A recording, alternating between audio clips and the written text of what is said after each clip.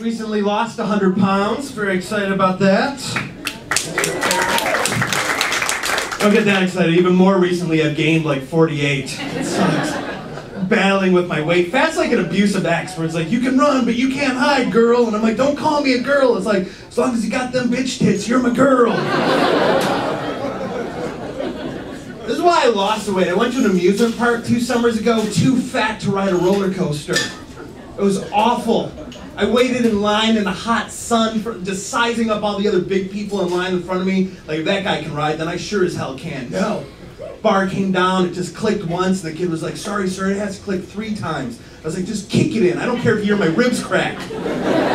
Don't make me do the walk of shame past everyone else. I will be the high point of their day. They'll be like, oh my God, did you see who's gonna ride the Gemini? Fat Mythbusters. It was hilarious.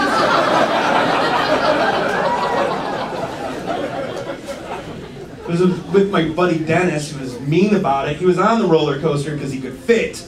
And he's like, hey man, if you're not gonna ride, would you hold my camera? Don't eat it. Got back at him though, because the only ride I could fit on is the pirate ship that goes back and forth. And there's only 1 bar in each row.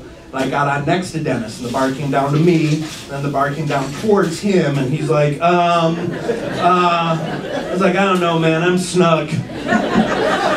I think you're gonna die. Maybe you should have eaten your camera. My nephew Jake is 9. He's getting bullied at school by a kid named Griffin Feathers. Yeah, real name. And he's doing it because Jake's the smallest kid in his class, and I felt bad for him, and I could relate. Because when I was Jake's age, I was the smallest kid in my class too. And I wanted to be cool uncle, so I told Jake, let's go to that school. I'll find that kid, I'll kick his ass. Jake's mom said, you can't beat up a 9-year-old. I was like, look at me, of course I could. Please. I could mess up like a whole group of 9-year-olds. Are you kidding? I'm an adult. I could go into a classroom of 4th graders. I play video games. I know strategies. I'd knock their turtle on the ground. They'd freak out like Mr. Shelley. I'd start drop kicking Dakotas and Dylans, or whatever they name 9-year-olds these days. Then I'd look at the 8-year-olds and I'd say, see what I did to those kids? It'll shape up or ship out, or it'll be Hunger Games for you little son. By the way, real name, Griffin Feathers. I don't make it up. I'm not afraid. Sometimes I am, though, when I perform near my brother's house. Some guy's going to come up to me after the show, say, hey, why the hell are you making fun of Griffin Feathers? I'll be like, who are you? He'll say, Pegasus Feathers. Griffin's my boy. And another son named Minotaur Bullhorn. A daughter named Gorgon Snake Braids. It's a nerdy joke. I'm a nerdy guy. Spider-Man movie coming out this year. Really? Wrong. Wrong, wrong, wrong. He has web-slinging devices like he has in the comic books. I can't get behind that.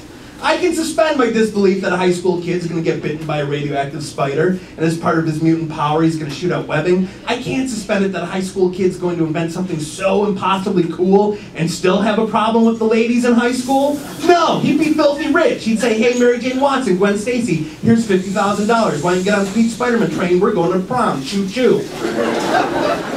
I was hoping the new costume would be more realistic. Spiders don't shoot webbing out of their hands, they shoot them out of their butts. I wanted the new costume to look like an Old West prospector with the butt flapping back.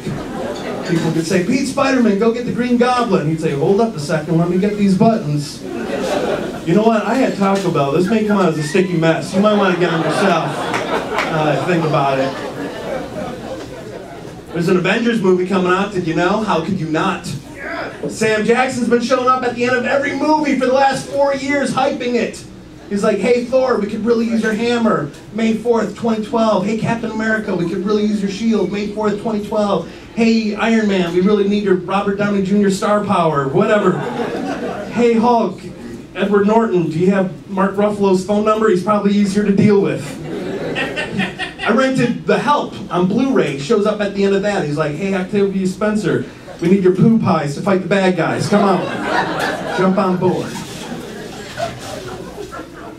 That joke has an expiration date. It's in about 3 hours. I'm aware of that.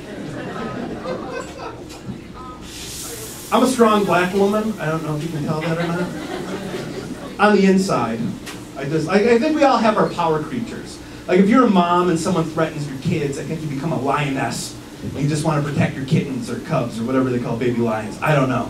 My inner power creature, the fiercest creature of all, strong black female. I call her Taniqua. She comes out every time I'm annoyed.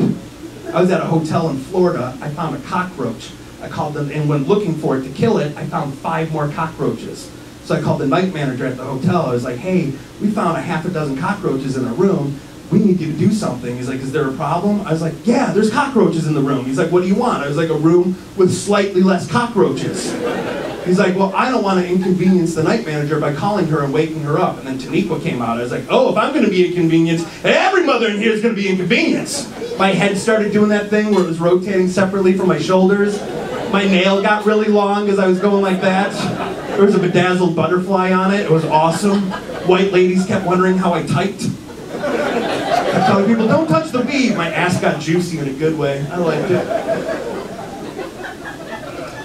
I'm recently single. That means I'm going to have to start dating again, and I'm not hip to that. I just said hip to that. Obviously, I'm not. I'm very bad with the sex stuff. Like for me, it's like I'm awkward. It's like putting tape on a cat's paws where I just pat around. Like, you like that? And she's like, you are hurting me. I was like, you like it rough, right?